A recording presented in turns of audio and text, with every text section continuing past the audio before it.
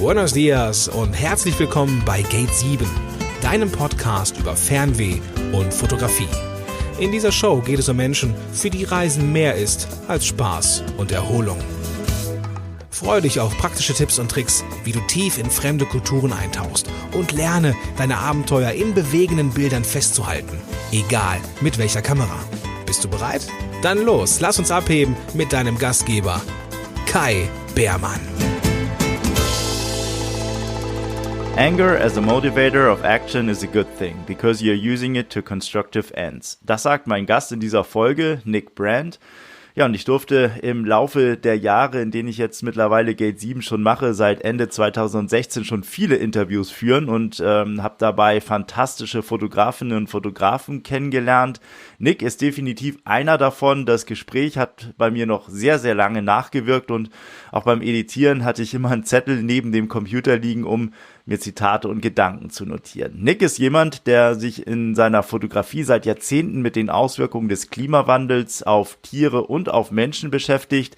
Nachdem er lange ausschließlich in Ostafrika fotografiert hat, reiste er für sein aktuelles Projekt The Day May Break erstmals auch auf einen anderen Kontinent, nämlich nach Südamerika. Getrieben von der Sorge um unseren Planeten schafft Nick atmosphärisch dichte Bilder, die von einer wundervollen Welt erzählen, die wir im Begriff sind zu zerstören. In diesem Gespräch geht es um aktuelle Fragen zum Zustand unserer Erde. Wir sprechen über die Rolle, die Fotografie möglicherweise dabei spielen kann, für einen Bewusstseinswandel zu sorgen und was Nick antreibt, trotz aller düsteren Prognosen sich weiter als Künstler für den Klimaschutz zu engagieren. Wir sprechen außerdem über die Stiftung Big Life, die er 2010 gegründet hat, und Nick verrät, warum er so lange gebraucht hat, um seine wahre Stimme als Fotograf zu finden. Am Ende des Interviews gibt Nick auch noch praktische Tipps für alle, die auf der Suche nach ihrem Weg in der Fotografie sind. Über seine Vergangenheit als Regisseur von Musikvideos sprechen wir dagegen nicht, auf seinen eigenen Wunsch. Nick möchte nicht zurück, sondern nach vorne blicken, daher an dieser Stelle ein paar Worte dazu. Die Dreharbeiten zum Video des Earth-Songs von Michael Jackson waren für ihn ein Wendepunkt. In Afrika kam er 1995 erstmals in Berührung mit der dortigen Tierwelt. Das Video zeigt den vom Menschen betriebenen Raubbau an der Natur. Am Ende jedoch erhebt sich die Natur wieder zum Leben. Ja, das Video endet mit einem optimistischen Ausblick auf die Zukunft. 27 Jahre später haben sich die Vorzeichen doch deutlich verschlechtert. Viel Zeit bleibt uns mittlerweile nicht mehr, um unsere Lebensgrundlage zu retten. Es war auf jeden Fall interessant, sich das Video im Zusammenhang mit diesem Interview noch einmal anzuschauen. Noch mehr lohnt es sich allerdings, auf der Webseite von Nick vorbeizuschauen. Dort findest du Bilder zu all seinen Projekten und Informationen zu seinen Büchern. Alle Links findest du auch wie immer in den Shownotes in deiner Podcast-App und in wenigen Tagen auch wieder auf der Webseite, die ein ganz neues Gesicht bekommen wird. Zuletzt war das ja eine riesige Baustelle. Nun sind die Arbeiten am Relaunch aber fast abgeschlossen. Weitere Informationen und Links zu dieser Episode dann in Kürze unter www.gate7.de, 7 ausgeschrieben, nicht als Zahl, und dann /podcast/Nick-Brandt. Beim Festival Lagacy Baden Foto in Österreich waren Nicks Bilder in diesem Jahr auch großflächig ausgestellt. Leider konnte er selbst nicht persönlich an den Medientagen teilnehmen. Bei der langen Nacht der Fotografie war er aber per Video zugeschaltet. Das Interview gibt es exklusiv im Podcast unseres interaktiven Online-Kurses Abenteuer Reportage Fotografie, wie du die Show dort abonnieren kannst und was dich bei dem Projekt, das ich gemeinsam mit Thomas Jones mache, noch so alles erwartet. Das erfährst du unter www.abenteuer-reportagefotografie.de. Last but not least noch ein Hinweis in eigener Sache. Vom 13. bis 16. Oktober 2022 sind Thomas und ich auf der Fotopia in Hamburg. Unter anderem halten wir 2 Vorträge am Stand von Frank Fischer und seiner Fotoschule. Genauer gesagt am 13. Oktober um 15 Uhr und am 16. Oktober um 13 Uhr. Komm gerne vorbei und sag Hallo. Du findest uns in Halle 4 am Stand A4.161. So, und jetzt direkt hinein in das Interview mit Nick Brandt. Viel Spaß. Hello, Nick. Thank you very much for coming on the podcast. You're very welcome. Thank you for having me. Nick, it's a huge pleasure to be talking with you. And there's so many ways to start this off. But I thought we'd start with a quote I heard in another podcast interview you gave. And there you referred to your relationship to photography. And you said that I didn't become a photographer because I love the medium. I became a photographer because of my love of animals and the natural world. So,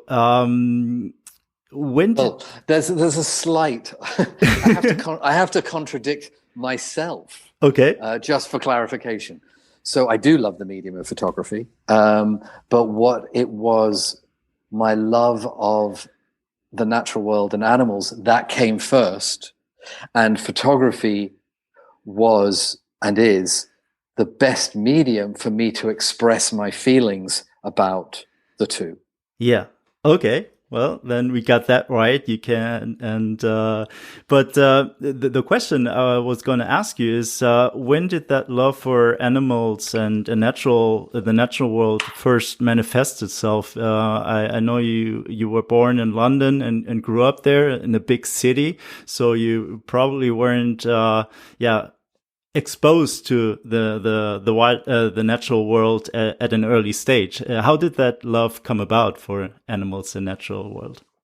I think I was pretty fully formed from a very young age. I cannot remember a time when I didn't feel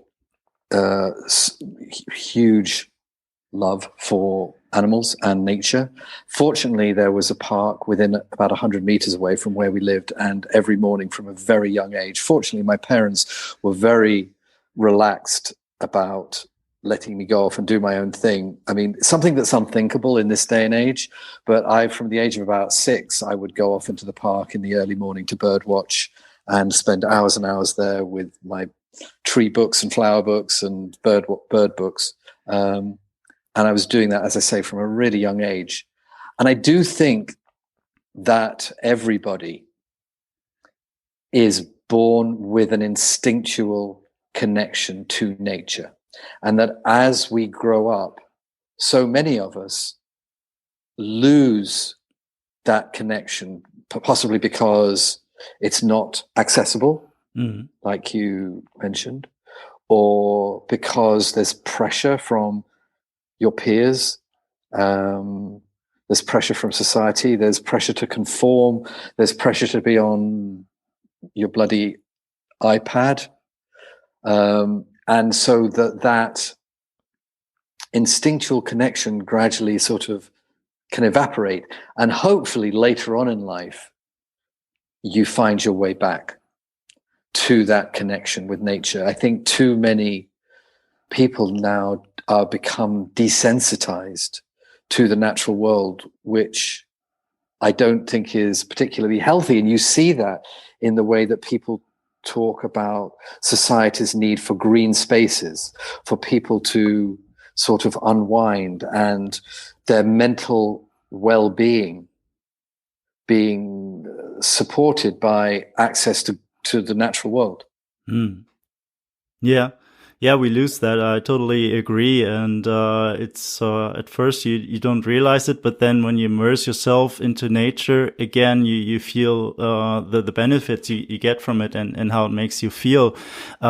You first went on a career that drew you away from nature, so to say. You worked in other areas. Was there a time when you or was it something conscious, always in your mind, that this wish to be closer to nature again, or is it something that happened? No, I was, as a director, I was writing screenplays for films and desperately looking for stories, fictional stories, which dealt with the disappearing natural world. But that's not very commercial.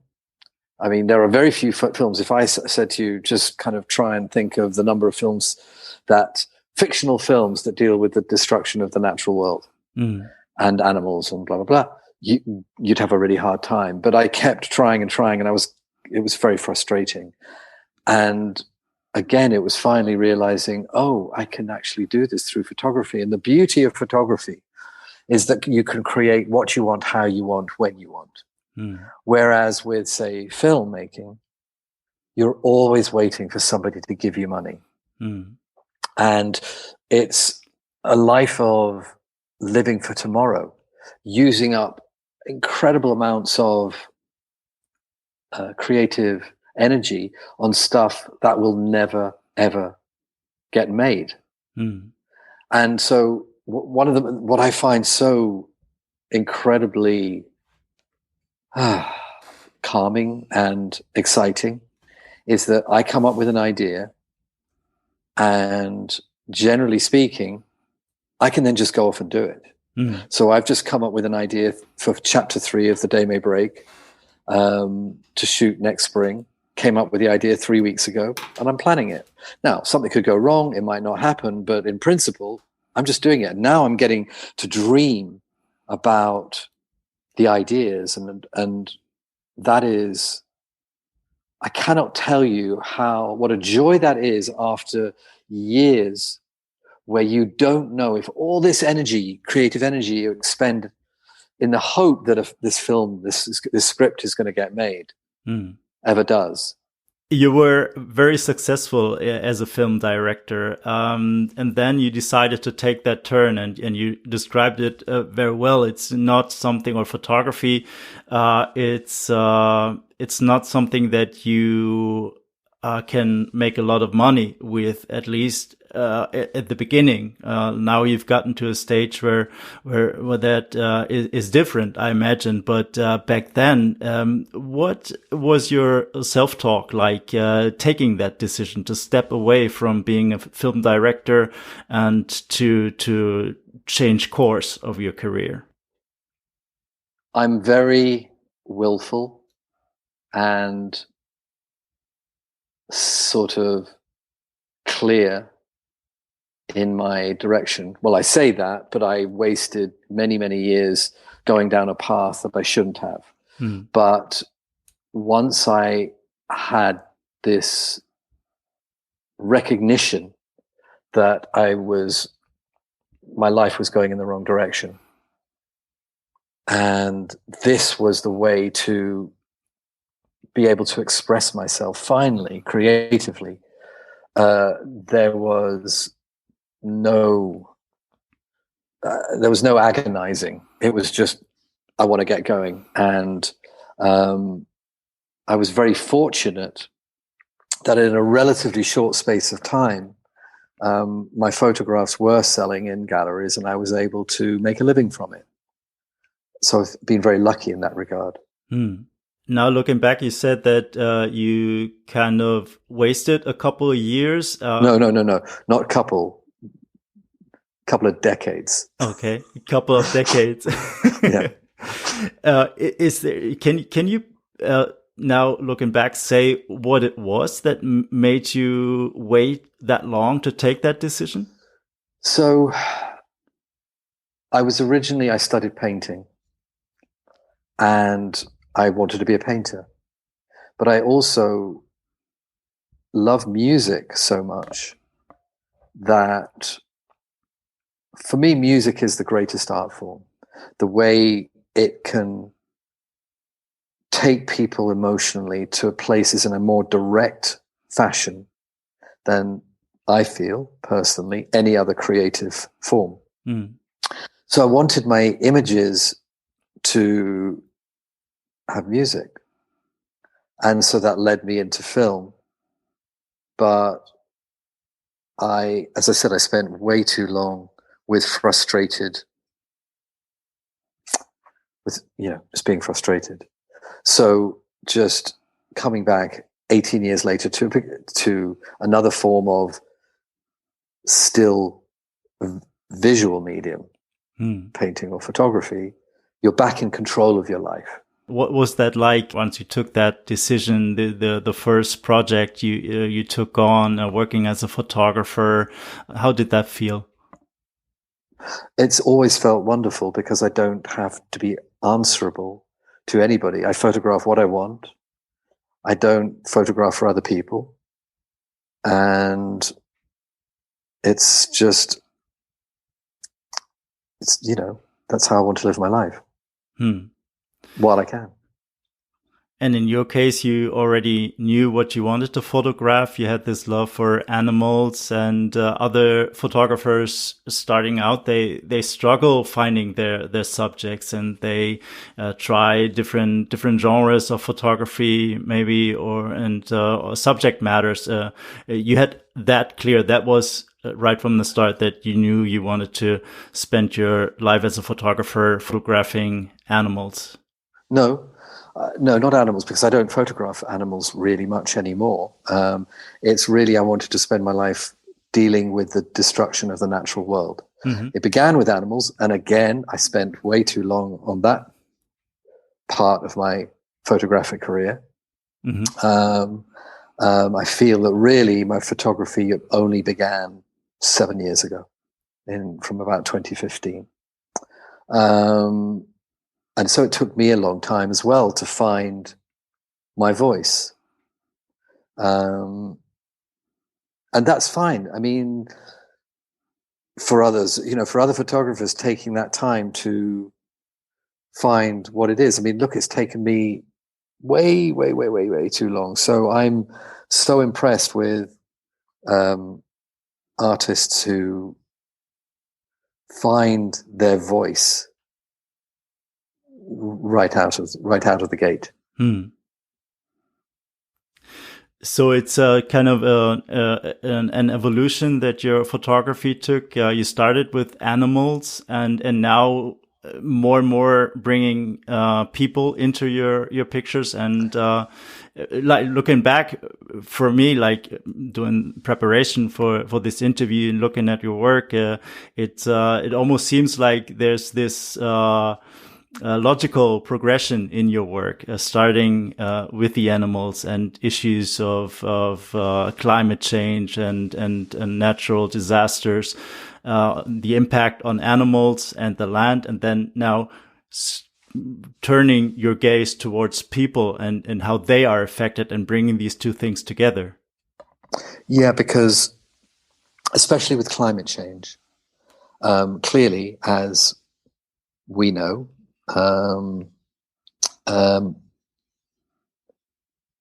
climate breakdown, climate chaos has an unbelievable impact on human beings as well. And so we are, especially the rural poor, and in third world countries, developing countries, where there isn't the same infrastructure support for them when disasters occur. Natural disasters. So it's only right that people are part of the subject as well. And so, yes, you're right. When you look at the work, you're seeing people becoming more and more prominent, literally in focus in the work. And actually, chapter 3, which I don't want to say too much about because I'm always very superstitious about whether it will work, whether it will come to fruition. But actually, chapter 3 of The Day May Break, there are no animals in the work at all. It's all people. But it's still dealing with climate change. Yeah. Tackling the issue from lots of different angles. It's and also one thing that is new in the second chapter of your ongoing project, The Day May Break, is that you, for the first time, left the African continent and shot in South America. Yeah, and I keep saying, as a sort of a theme through my answers to you in this conversation, is I took too long. Yeah. But here's another example where I'm afraid to say I took too long. So, for example, in 2015, the project Inherit the Dust, I placed life-size panels of animals in locations where, as a result of human impact, those animals, or animals such as those, no longer lived or roamed. But I could have photographed that anywhere in the world where once upon a time animals used to roam, but as a result of human expansion, no longer do. I photographed it in Africa because I already know the place so well. I spent so many years there in East Africa, in Kenya and Tanzania. And so with that depth of knowledge, it made sense to continue. And also the photographs of the animals were taken in over the preceding years when I had been photographing there. So I already had photographs of the elephants and giraffes and lions from before to print life size and place in those landscapes. So then the next project, This Empty World, which was in 2019, again, so this was a project where it was sort of symbolic of how humankind is pushing out the animals in the places where they do still exist, but in fewer and fewer places. And again, that could have been done in places around the world which have that scenario. But again, my depth of knowledge about East Africa made it logical for me to shoot there. When it came to The Day May Break, which was started during COVID in 2020, and that was a case of both animals and humans that have been impacted by environmental destruction, habitat loss, and climate change. The plan was always for that to be a global series. But because of COVID, I could only practically, during that first year, go to countries that I could get into, where I was allowed in. And it just so happened, by complete coincidence, that Kenya was one of those countries. So I actually started right back where I was already used to photographing, and then went on down to Zimbabwe, which was just opening during COVID. And so then, God, this is such a long way of talking about how I ended up. It took me until now to get up to Bolivia. But so then for chapter 2, it's like, okay, now I'm going other places. And South America, with obviously the Amazon, is hugely consequential in terms of what is happening to the planet. And Bolivia, just this one amazing sanctuary in Bolivia, had all the animals in one place, still had the same number of issues as Brazil. So I went there. And then chapter 3 in the spring is going to be another totally different part of the world. Focusing on this one region and all the depth of knowledge you have and that is displayed in your pictures, you said that you kind of regret that you hadn't made that step a little bit earlier to other parts of the world, but in the end, it's like, I think it can also be to your disadvantage to focus or to be too scattered all over the place and not focusing very tightly on one region and using that knowledge you have to be shown in your picture. So you can look at it from both sides. Yes. I mean, I do think, look, also, I like, each time I go into a project, I like to be doing something that I feel like I haven't done before and that nobody has done before. I kind of want to be scared. I want to be excited, but I also want to be scared. Now, again, every artist creates differently. So, for example, say somebody like Francis Bacon or Lucian Freud, Monet, they spent their lives just going at the same thing, trying to try again, fail again, fail better. Always trying to keep working in the same arena, trying to get better. And I'm sure there are cases of Monet's friends coming around and going, Jesus, you're still painting those water lilies. And Monet saying, hey, I haven't got them right yet. Just, Leave me alone. I got to keep painting these water lilies until I get them right. I'm not that way. I totally admire that, but I need to feel like I'm frightening myself with something that I haven't done before. Even though the themes always relate to environmental destruction. Yeah. So the overarching theme stays the same, but the setting can be, it's relevant all over the planet. So yeah, you can take it to other parts. Yeah. Yep. Before we come back to Bolivia and talk a little bit about what it was to take photos in a different setting and what kind of fears and challenges were involved in that, I'd like to go back to Africa and to ask you about how this new project came about. How did that idea arise? Like, I mean, there's a common thread or an evolution in your work that now people are moving more and more into the frame. The prior project, you took two frames, animals and people separately, and then put it together, and now with a camera always remaining locked off. Exactly. Yeah. So that it's like the two are stitched together within. It's a re-photography is actually the word where you photograph it once and then you photograph it again without moving the camera. Yeah. And now for this ongoing project, you have both animals and people in the same frame, in the same scene.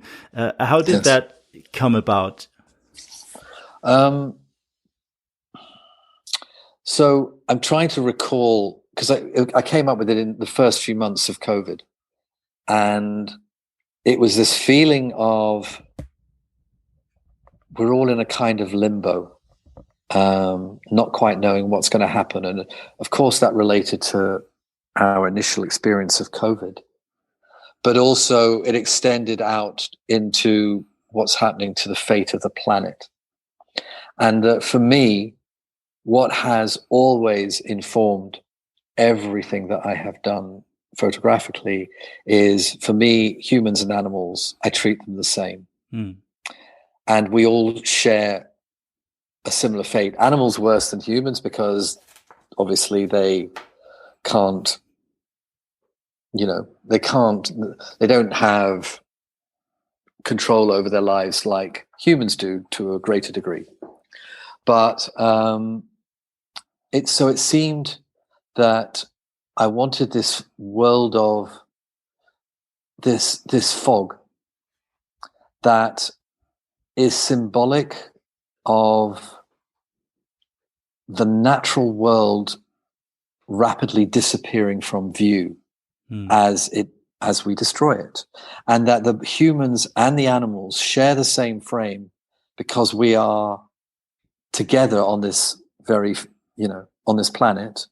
But very specifically, the humans and the animals are not looking at one another. They are disconnected, even though they share the same frame, because they're having to go it alone, as it were.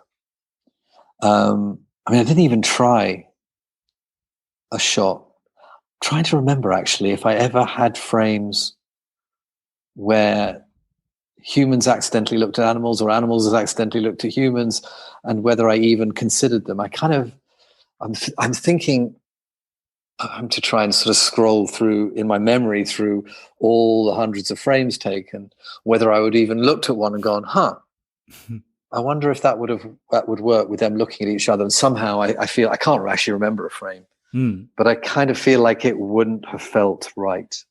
That it's more emotionally appropriate that humans and animals within the same frame are in their own kind of mental universes. You created that mood that you wanted with the fog, and what about the other things that you had in mind for the composition of the arranging of the scene? It was very spontaneous. I really enjoyed, I kind of called it for myself photographic jazz, in that I had I would go to the shoot each morning with only the barest idea of what I might be doing. So yes, obviously, specifically, I had a ladder in mind with a giraffe. Then obviously, that's specific. Tall guy up, tall ladder in a portrait with a giraffe. And also importantly, all these people, I mean, just we need to actually establish, first of all these animals are rescued, habituated animals. And because of that, they were able to be close to other human beings. And then the people, we had to look far and wide for people whose lives had been dramatically impacted by climate change. Many of whom were climate refugees. In other words, they'd had to abandon where they lived because they'd been driven out by drought. Their livestock had all died of starvation, drought. Their farms had been destroyed due to drought or flooding, as a result of weather conditions intensified by climate change. So, but the point is that both humans and animals, all of them were survivors. So the photographs are not entirely bleak. These people, because they're survivors, there is possibility and there is hope. So to get back to your original question of the setups, a lot of the times I would just see what happened. I didn't know which people are going to work with which animals, and I would just do it by feel until something clicked, literally, with a camera. Is there a conversation involved in the process? Do you talk to the people before? Do you explain in detail what you have in mind, or what is the communication like? I try and allow everyone to be themselves. I hate directing them. I just feel that it's much better that it feels completely natural and they form their own poses. Now, obviously, if I say to somebody, could you climb the ladder, be up the top of the ladder, or if I say to somebody, can you lie down, then I'm imposing that. But then I'll very much want to just see, okay, I want to see, let them be themselves in how they sit on the ladder, how they lie on the ground. But I just think it's really important that it's this kind of, I sort of want it to feel almost as much like documentary within the staging as possible. So, for example, if you go back to Inherit the Dust, to me, that is actually almost street photography. Yes, we set up these giant panels and these landscapes, but then I just waited until all the people in the communities were just so used to these giant panels there that they just forgot about them. They weren't interested. They were busy getting on with their own lives. And so, and then, and only then, would I start photographing. Likewise, in this empty world, with the people, we'd put them out in front of camera, and then I would wait a long time for them to settle in, relax, maybe get bored, maybe get tired. Before then I would start photographing without them even knowing I'm photographing, because I felt, again, a more real quality came out. That if I started trying to direct people who are not, actors, normal, comfortable human subjects, the results would be very stiff. I remember on the very first day on Inherit the Dust, I actually was, we had extras, inverted commas, and we'd shout action, and it was just terrible. It was just, the people looked so wooden, so uncomfortable. And so after a day and a half, I went, okay, this is crap. This is not working. I've just got to let people do their own thing. And then it started working. Hmm. And I really enjoy the surprise of what happens by accident, by chance.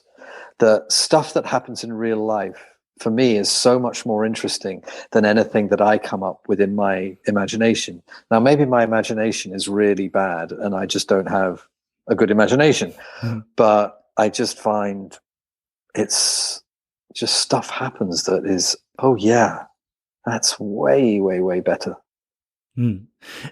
Can you give some examples from that shoot? Some examples of when something really surprised you, how a scene evolved, how the people reacted, how they arranged themselves or they behaved in the frame, how maybe the interaction with the animals were? Sure. So the very first day, the very, very first day of sorry, I'm being distracted because there is a woodpecker that's just landed on the tree 6 feet from where I am right now, and it's absolutely beautiful. So I've got this gorgeous woodpecker hopping around here. So just to give you an example, the very first day of The Day May Break, it's actually the photograph on the cover of the book, which is Halima, Abdul, and Frida, which is this mother who's sitting there. And she's got her young, 3-year-old child, Abdul, kneeling between her knees. And there's Frida, the kudu, that is immediately behind her. And I didn't ask her to, but she placed her hands in completely symmetrically on either side of the head of her little child, Abdul. And suddenly there was this sort of energy to the photograph for me, where he's looking out directly at us and she's looking down to him, and her hands perfectly symmetrically placed either side of his head.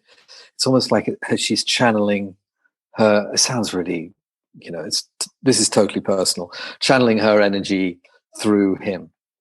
And then that first photograph, first day, and it ends up on the cover of the book. There are many. I'd have to sort of like pull them up on my computer. Okay.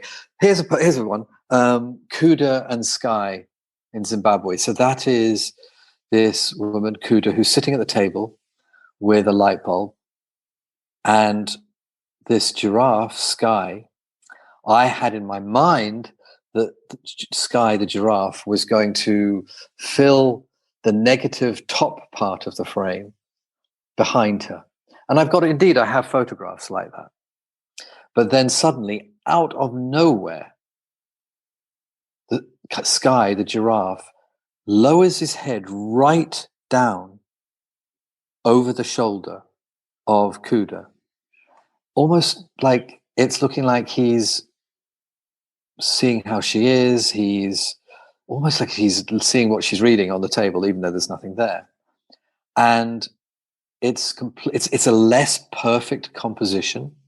It's got less conventional compositional balance, but it's so much more moving and strange because of that.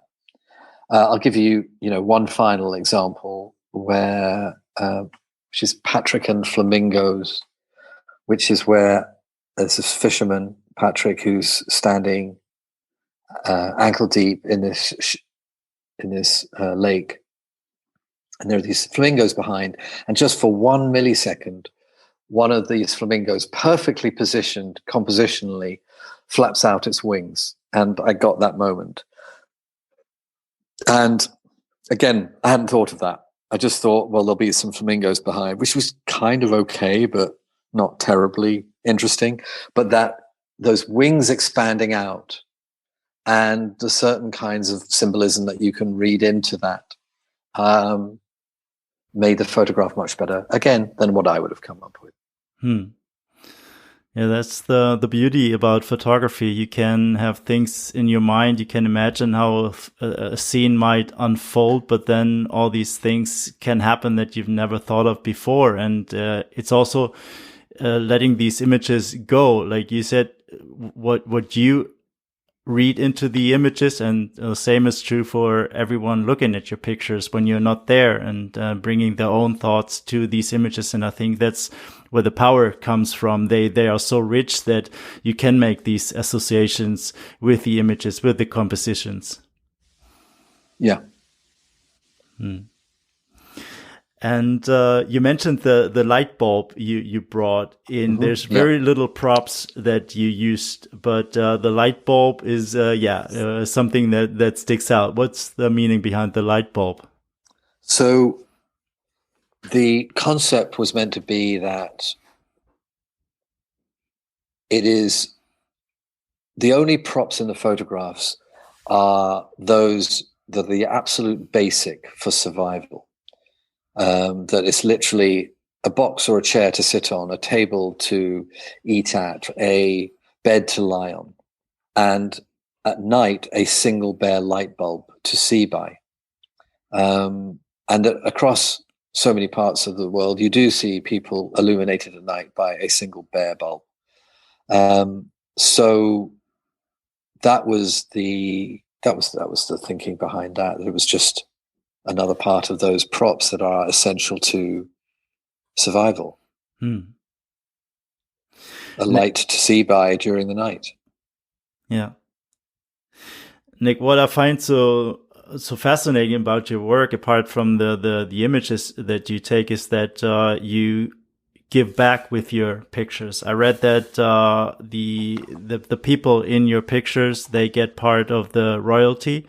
And yes. I think that's really worth mentioning, because as photographers, we benefit so much from what we photograph. If it's environment, if it's people, without them, we wouldn't. There is no photograph. Exactly. There's no photograph.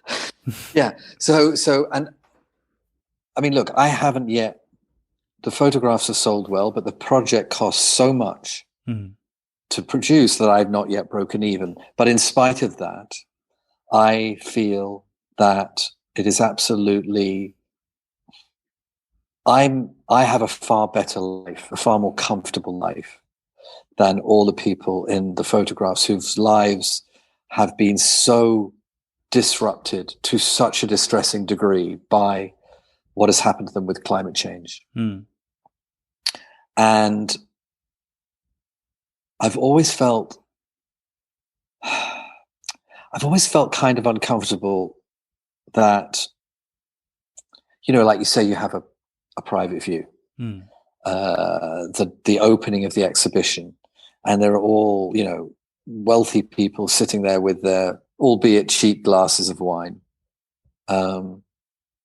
in a city, a wealthy city, looking at these photographs of people who have suffered misfortune.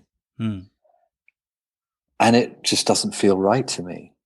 So I feel that at the very least, for them to get a royalty payment, when I say a royalty payment, it's not like, so say there's a photograph of Patrick, whereas the photograph of Patrick gets a royalty. I don't do it that way. I do it that no matter what the photograph, whichever photograph sells, it all just goes into a big growing pot of money.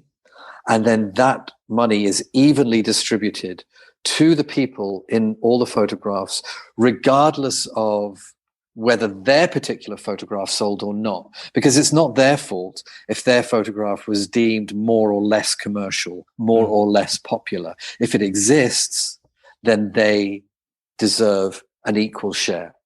But what's really great, what has really made me happy, is that occasionally a collector comes along who wants to do more and really help with these people's lives. So we've had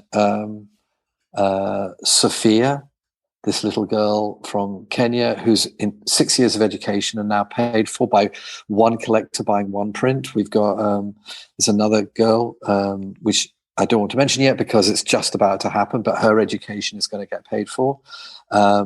Alice and Stanley is another photograph. They've been able to start a shoemaking business.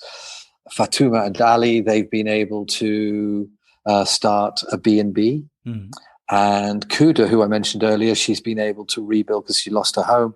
She's been able to rebuild part of her house with the money each time from one collector buying one print. The supplemental money in addition to the royalty payments that I have made. And that's great because then everybody wins. The collector gets a photograph they love. I get some money back towards the cost of doing the project. And now the people in the photographs have also gotten something out of it. Yes, they got paid during the shoot, but now in addition, they've got something really meaningful. So if that can work as a model going forward, that would be amazing. There are galleries that some are more generous than others and also contribute to within the share of sales, and there are others that are not. And then, as I say, it comes down to collectors as well. So yeah.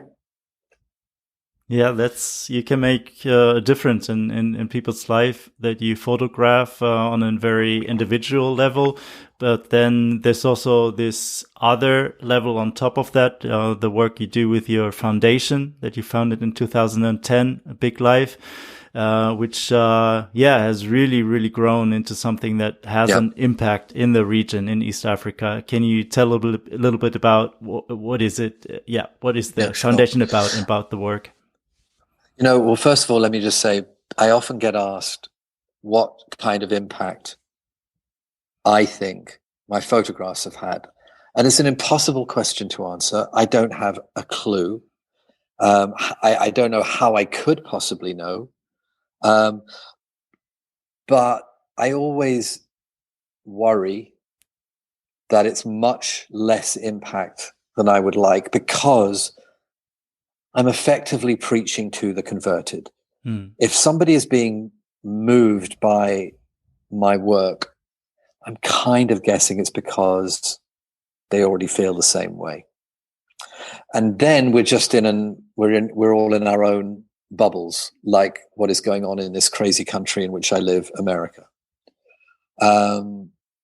So the beauty of the foundation is that I can absolutely, clearly, unequivocally know that it has made a massive, massive difference.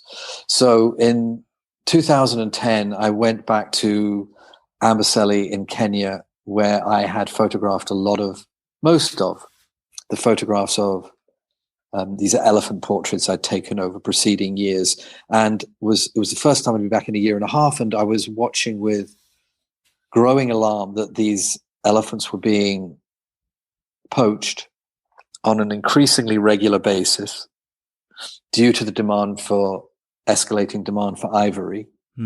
And in that area, because it was outside National Park, there was nothing that the government wildlife service was doing. And the few non-profit organizations were completely underfunded and very, very bare on the ground. I did not ever conceive of starting my own foundation. I always, the logical thing is you just donate to existing organizations who've already got the whole infrastructure in place. Right. But in this instance, there was this vacuum. And so I just thought, oh, Jesus, I think the only way to deal with this is to start something of my own. So I got in contact with this incredibly good conservationist who was in a sort of adjoining ecosystem, Richard Bonham, who already had established a reputation. And I told him all my ideas of what I thought needed to happen. And he completely agreed. And he said he'd been saying the same for years. And we decided to join forces. And because I had these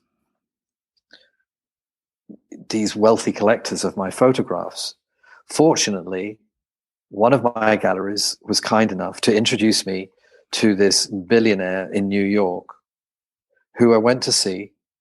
And I explained to her what I wanted to do. And on the spot, she gave us a startup $1 million. And with that money, we were able to hire rangers, build outposts, buy patrol vehicles, and within a matter of a few months, poachers who had been coming across the border from Tanzania, because it was the first cross-border nonprofit. So poachers would come over from Tanzania in the past, kill elephants, and then escape back over into Tanzania with their ivory, and nobody to catch them. Big Life was the first organization to address that. And within a matter of a few months, these poachers who'd been getting away with this for years and years were getting arrested. And now, 12 years later, Big Life is one of the biggest employers in the region. It has 500 employees with 350 plus locally employed rangers, 35 outposts, or was it 41? It's like between 35 and 40 outposts and multiple patrol vehicles. It has aerial monitoring, night vision, and with all that, everything that's been going on,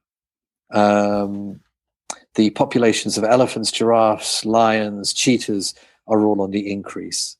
And poaching has been almost completely eliminated. There are many, many, many other problems, each of which have been addressed, like human-animal conflict, because as human populations expand and grow into formerly wild habitat, animals are being coming off the losers. So Big Life has, for example, built 100 plus kilometers of electrified fence to stop the animals raiding farmers' crops, because otherwise, in those instances, the animals end up getting speared or poisoned, and on and on. Yeah. So there you go. So that's what Big Life's about. Great success story, and what's remarkable about that is that it's really taken root in the local communities. I heard you talk about that in another interview, that it's one thing, of course, to fight the poachers and to get that under control, but if you don't get the local communities on board in the fight against that, to make it sustainable and to make it grow and see what their benefits are, that this situation gets under control, you kind of it's not sustainable. You can't keep up that work. Can you give a little bit of detail what it means to have the locals on board and make it their project as well? Yeah, well, it's the only way forward in the 21st century in poor communities, where you can't expect people to put up with their crops being destroyed, their livestock being killed by predators, with them making all sorts of compromises in their lives for the sake of the beauty of the animals and the landscape. You have to be pragmatic. You have to give them a reason to be invested in conservation. That if conservation supports the community, then hopefully the community will support conservation. And so that two-way street, where they economically benefit from the existence of those animals amongst them, rather than them wanting to destroy them, it's absolutely critical. And it's one of the last places that those animals still coexist with the local people in publicly owned land, not national parks. The national park, for example, there is tiny. It's only 100,000 acres. I always forget what that is in hectares, like 45,000 hectares. It's tiny. 80% of the time, the animals are outside, that they're on community land. So you have to make it work for the local communities. You have to be realistic about the fact that in the 21st century, as human populations keep growing, especially in sub-Saharan Africa, the population is exploding, and there isn't enough space for both humans and animals to coexist. So, like I said, you've just got to give people a reason to tolerate those animals in their presence, that is purely economic. Mm. Seeing all that, you said that you've been often asked about the impact that you think your images have. But now you mentioned two very, very specific areas where you can see impact, or the impact that you can make with your photography. I heard you say that one of your driving forces behind everything that you do is that you are angry. So anger, that gets you out there with your camera and get active. Anger can be, or can have a quite negative connotation, but it can also have a positive one. Why is it positive in your case? Because if I was angry and not doing anything, then it would be destructive. Then it would be negative. Then it would be unhealthy. But anger as a motivator of action is a good thing, because you're using it to constructive ends. I mean, I'm just going to come back to Greta Thunberg. So here's this amazing little girl who started all alone on a placard on a street in Stockholm. That was purely based on anger. If she, where would, I don't even know how you, where the catalyst for the action is without that starting point of anger at what is happening to the planet. So, and as I've said, anger, the fact that you're then doing something galvanizes you, energizes you, focuses you, because you feel like, okay, I'm doing something useful. I hope. It may be on a small scale, but I'm still doing something. And if everybody, or as many people as possible, each do something, no matter how small it is, all those small actions add up to one giant action. Because the alternative of doing nothing is unthinkable, because then we might as well just not get out of bed. We might as well just, I don't know, veg out in front of the TV watching crap. And I mean, it's just, I can't conceive of it. Yeah. And I've realized my personality is such that I am not good at not taking action. I need to constantly, even though I'm very I have, pretty dark thoughts about where the planet is going and everything, I still need to just do something, because otherwise I can't stand feeling helpless. Yeah, I guess there's no doubt that our planet is in a dire condition or situation, and but still, if we don't have any hope left, there's no motivation to get out there and try to do something, try to turn things around. And that's what you also said, that in your images, even though you bring the humans and the animals together that have suffered greatly from the consequences of climate change, they are still survivors, and that means there's some hope left that things might get better. You mentioned Greta Thunberg before COVID. This was the topic that dominated the headlines all over the world. It seemed everybody was talking about climate change, taking action. I would. You live in Europe, which is a far more sane place. Exactly. I have not seen. I unfortunately live in this. I'm trying to contain using a lot of swear words about America.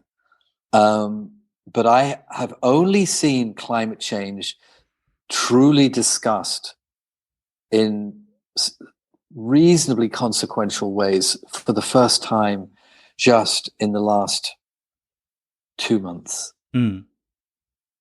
It is shocking how the likes of Fox News through Rupert Murdoch and all these, the Republican Party have suppressed. I mean, the level of, I get so angry I can't even finish the sentence, but the level of ignorance and misinformation, the ignoring of facts and the jumping to conspiracy theories with no facts. This is a very sick country. Yeah, you make a good point. You pointed out that it's a bubble that we often live in. Like, I expressed a very European point of view, saying that, from my point of view, I had the impression that before COVID, there was lots of talk about climate change. But you're absolutely right. That always depends on where you are at the world. And sorry, and also I just want to say two things, which is, number one, on continental Europe, you don't have the toxic influence of Rupert Murdoch in the media. If you look at the places with the greatest misinformation, they're all countries where Rupert Murdoch, so that's the Australia, America, and the UK. He has a large part of, he plays a large part in media misinformation. And the other thing is, you don't have right-wing talk radio. In this country, so many people get their information from right-wing talk radio. It doesn't exist in continental Europe. So there's just a much, much greater level of acceptance of facts. I was really pleased to see, I was looking at approval of Trump, and I noticed that Germany, for example, was 13%. Only 13% of Germans approved of Trump. Now, I don't know who those 13% would be, but it's very, very low. So if only it was like that. That's what it should be in America. But you have these cults of personality. I don't know, where is there a cult of personality in European politics? Maybe Orban. I don't know. I mean, no, Orban, but then I don't think he's got a cult of personality. I just think he's an authoritarian. I don't know. No, to such an extent as Trump, I don't think it exists. There's some movements, some right-wing movements over here as well, but fortunately, up to now, not to that extent as what you've described in the US. And you're absolutely right. I mean, it's just this is a problem that everybody or all countries have to get on the same page on this. It doesn't make any sense to look for a national solution to this, even though if you have a couple of countries on board, but if the big players are not in, then nothing is going to change. I mean, I lived a couple of years in South America, Chile, Argentina, Bolivia, and this is what you said. It's like people over there, they have so many other problems just getting by, and to talk to them about climate change the same way we do it here in Europe, with not having to worry about what to eat, where to get wood, or how to heat our homes, and all these things. So many different perspectives exist all over the world, and to bring this all together and to find to make this work somehow, it's very difficult. I'll just give you another example, is that having spoken to the subjects in my photographs in Kenya, Zimbabwe, and Bolivia, all of them talk about how the changing climate has the impact it's had on their lives, the science of the changing climate. Meanwhile, when I was looking to do a chapter of The Day May Break in California, in Northern California, where a lot of people lost their homes through climate change intensified wildfires, the number of those people who had lost their homes, who refused to believe that this was as a result of climate change, because they've drunk the Kool-Aid of the misinformation from Fox News and the right wing. And it's like, so how come these people in Kenya, Zimbabwe, Bolivia, they all understand, they all know this is why it's happening to them, but here, so anyway, it's very, very frustrating, and I'm sure it's frustrating watching from Europe, seeing how the progress is being slowed down by the richest country on the planet. Yeah, that, and well, now with all the other crises dominating, the war in the Ukraine, well, before that, COVID, a recession coming up. The sad thing is that even here, the discussion is turned down a little bit about climate change, and I think that's something very worrying. And I'd like your opinion on that. How do you see that with all the other crises in the world that the world is facing at the moment? Do you see the danger that even the countries in Europe that were look, we know that people are not good at addressing long-term issues. That it's very easy, especially in this day and age of social media and instant access to ever-changing news, to be distracted by something much more immediate. Yeah. That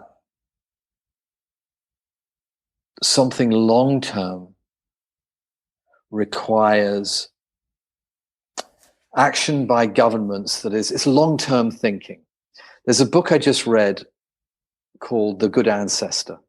And it basically, I can sum it up with, are we being good ancestors? Are we considering the impact our actions today will have on the billions and billions of people, trillions of animals in the future that will be impacted negatively by the inactions of today? And in that respect, almost every government is failing abysmally. And it's the short-term thinking that the amount of money that could be spent to decarbonize the economy and the inconvenience of that and the cost of that is so small compared to the unbelievable damage that will occur down the line in coming decades and centuries as a result of not spending the money now. And so people get all hung up on, the cost of petrol for this, which is out of the control of governments anyway. And it's just, I honestly don't know how the societal mindset is going to change quickly enough without some astonishingly charismatic leader of a major country who somehow finally is able to bring all the other countries together and just fundamentally adjust the way society operates. But it does mean sacrifices have to be made. But I live in a country where people are so selfish that they can't even be bothered to wear a mask for going on a plane with other people who may also be compromised. And it's just like, if you can't make even tiny sacrifices, temporary sacrifice of wearing a mask, I think it's sort of symbolic. It's reflective of just how little in this very spoiled Western world, people are willing to make sacrifices. Yeah, for the future. Absolutely, it's this short-term thinking that you mentioned. I think it seems that it always works for a very short time. Beginning of COVID, you had the feeling that for a couple of weeks, everybody understood that they had to stay home, but that was quickly over. And then you had all the people refusing to wear masks and taking the measures, and then, it got fragmented more and more on a societal level, and it's with other things the same. Like everybody can pull themselves together for a short time, for 1 or 2 weeks, it seems, but to make long-term adjustments that go hand in hand with sacrifices, it's incredibly difficult for us. Mm-hmm. But it's much better in Europe than it is here. Yeah. What kind of observations have you made in South America to go back or to close on that, maybe the experiences you made there? You've traveled extensively to Eastern Africa and have observed the consequences of climate change and what people are suffering there from. Is there anything new you've observed in Bolivia and working on this theme and on this topic on a different continent? No, I mean, yes and no. In that, the universality, in that people who it is,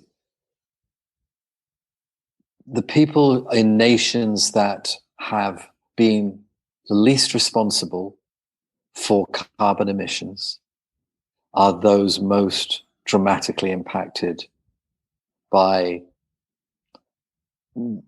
industrial countries who have spewed out the amount of carbon that they have. And no, I don't see any particular difference. There's a universality. You mentioned that also one reason that you shifted your view was that you like to expose yourself to new circumstances and to feel the unfamiliarity and to get excited. Can you give some examples of where you felt that sense of excitement and challenge over there in Bolivia? Well, I mean, it's if I just go back one project first to This Empty World. So that was the first time I'd photographed digital, color, lighting, and with these very elaborate sets that were recycled. But this was on a scale in total contrast to anything I'd done before. So I had no idea if it was going to work.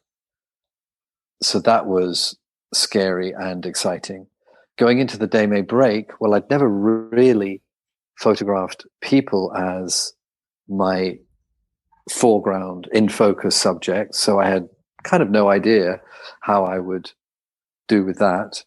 And also being completely open, as I mentioned earlier, to just seeing what unfolded.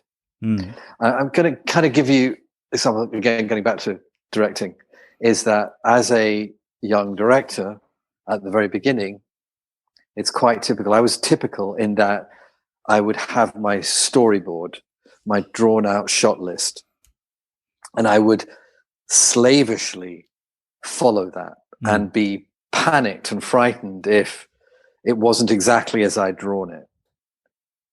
And now, and this is again a kind of common theme where you relax and you learn to just go with the flow and to see what happens.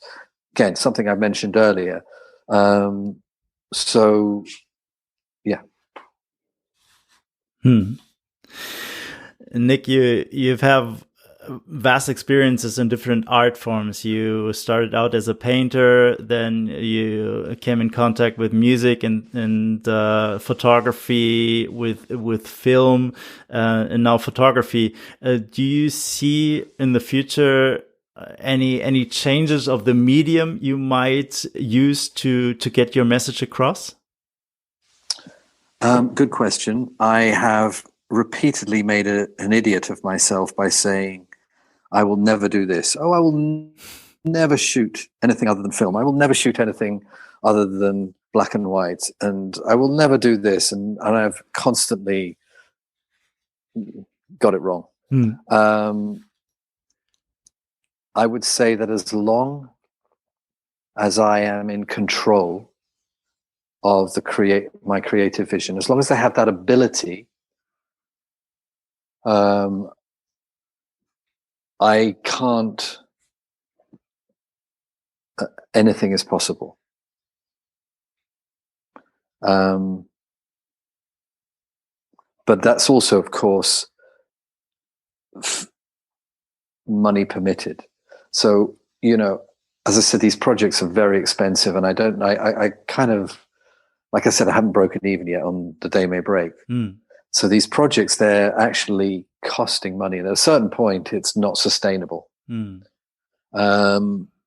So then what happens? Do I end up just photographing flowers in my garden? I don't know.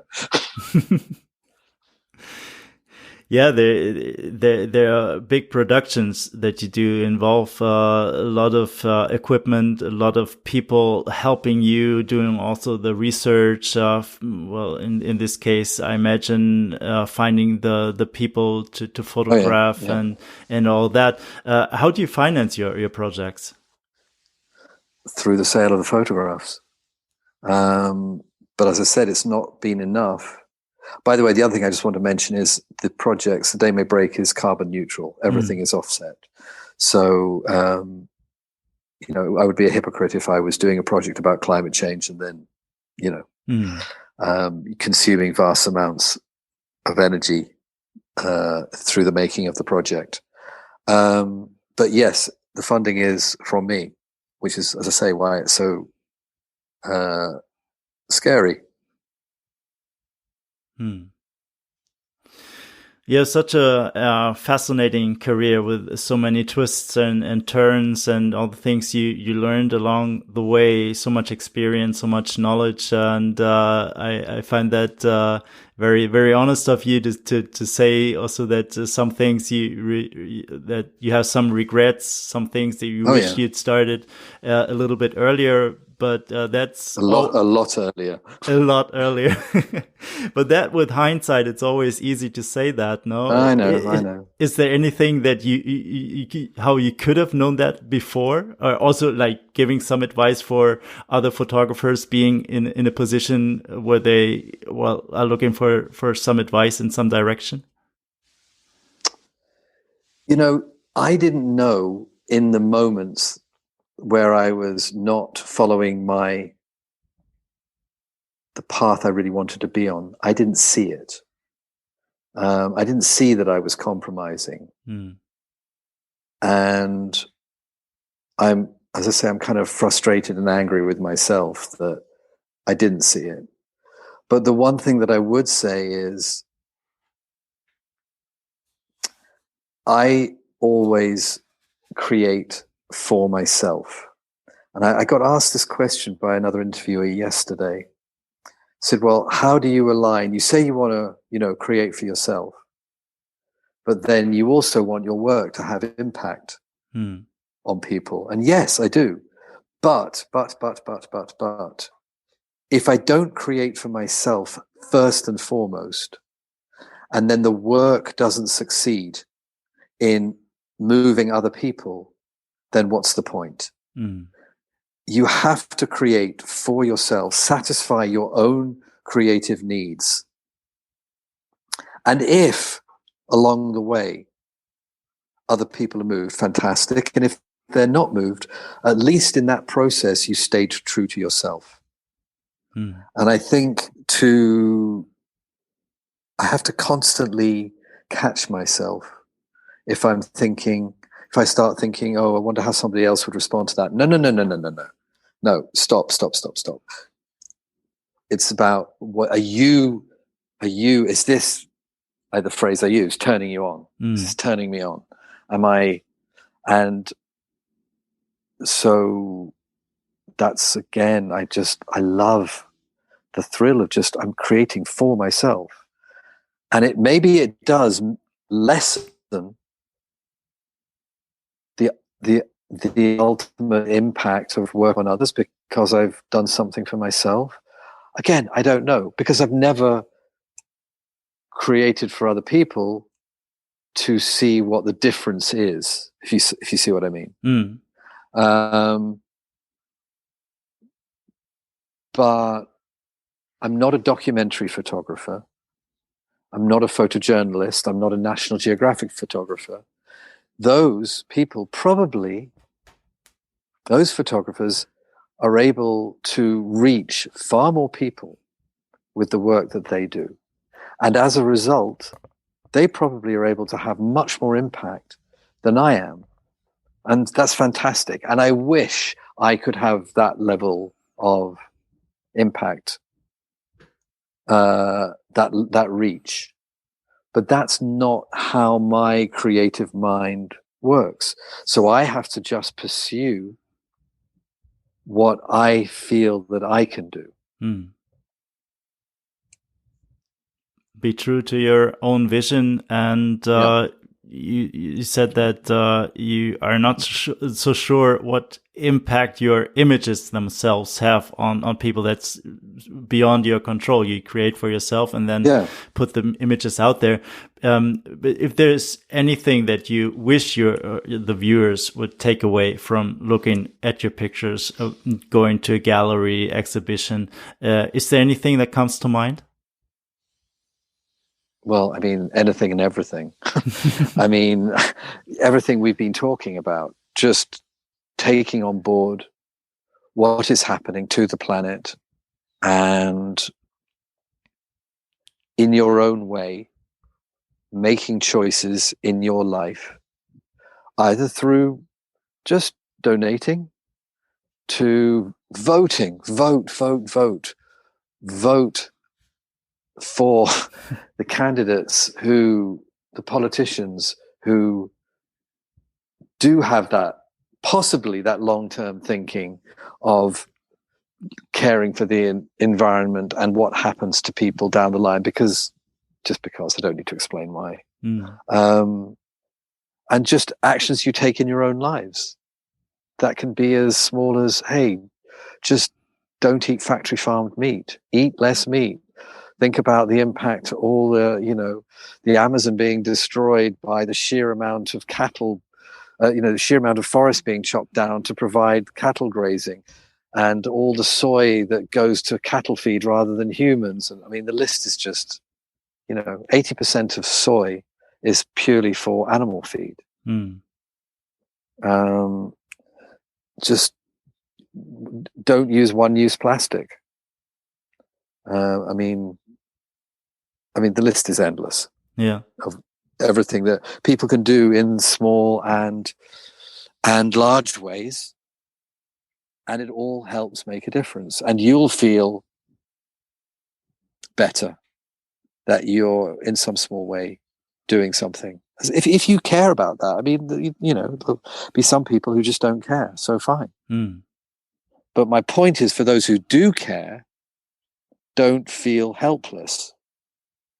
Just look at Greta Thunberg, one young girl with a placard all alone on a street in Stockholm, and what she achieved with getting millions of kids all around the world to go on strike, to make politicians think about climate change. Yeah. Brings us back to what we've talked about earlier, to be angry, but then get active and be aware of the little steps you can take as a consumer with your decisions, starting with that and, just contributing a little bit.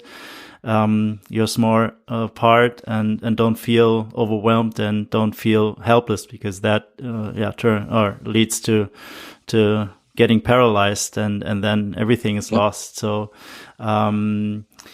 Nick, I want to be respectful with your time. So to wrap this up at the end, I have two more questions. One in that line of what we talked before of giving a little bit of hope at the end of this interview. Contrasting all the things that we've described, in that in many parts of the world, it's looking pretty bleak when it comes to taking action against climate change.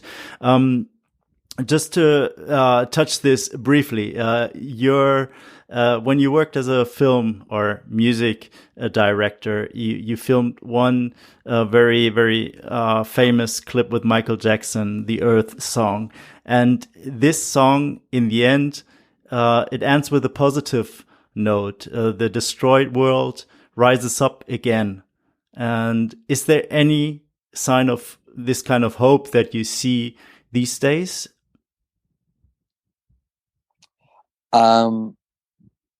It's gradual.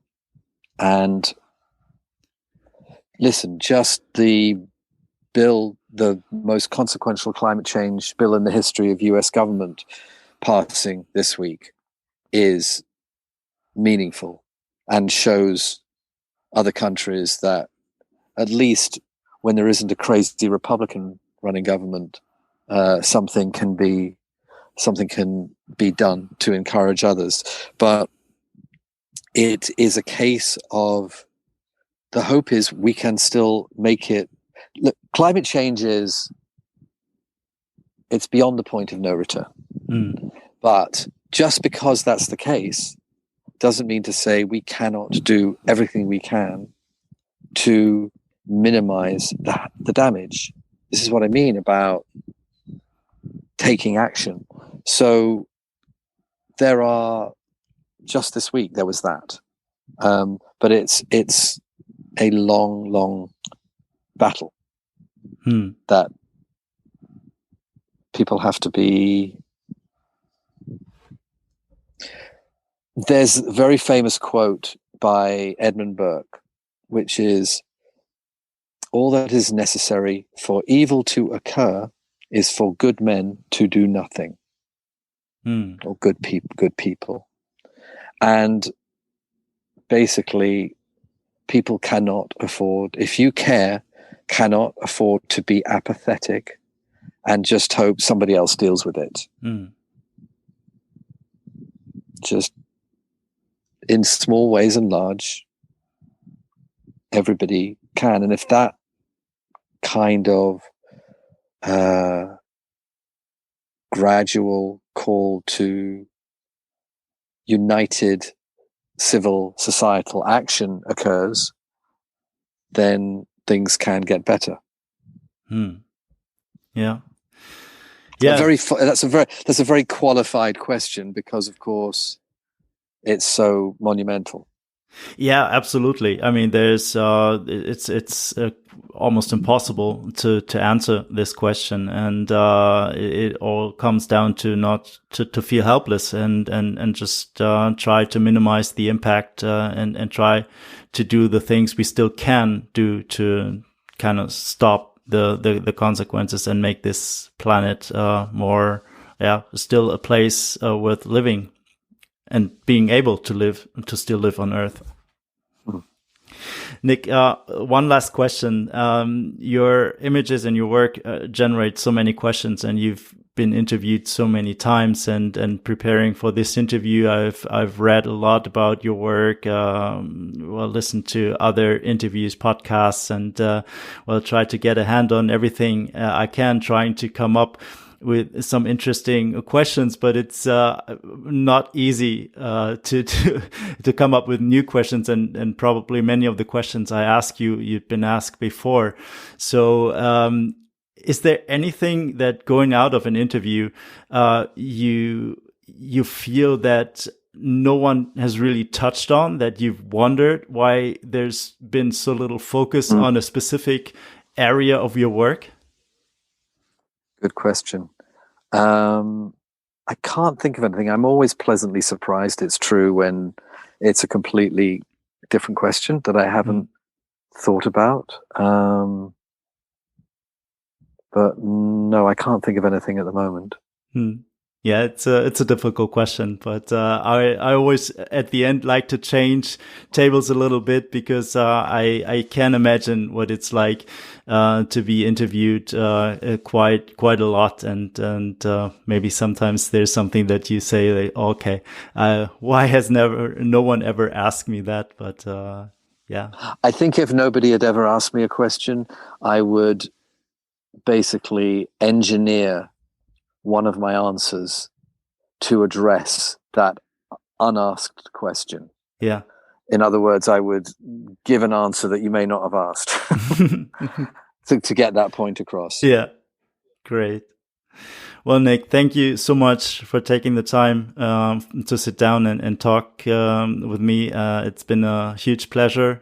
Thank you very much for being so generous with your time, and all the best for your work, and keep making an impact.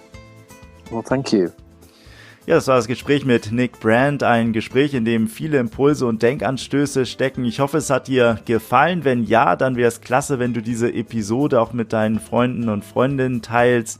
Das ist die einfachste Art und Weise, die Show zu unterstützen und noch ein bisschen sichtbarer zu machen. Gleichzeitig hilfst du mir dabei, auch so große Namen wie Nick Brandt hier in den Podcast zu bekommen. Vielen Dank für deine Unterstützung und schau gerne auch mal bei Abenteuer Reportagefotografie vorbei. Vielen Dank fürs Zuhören und bis zum nächsten Mal. Dein Kai.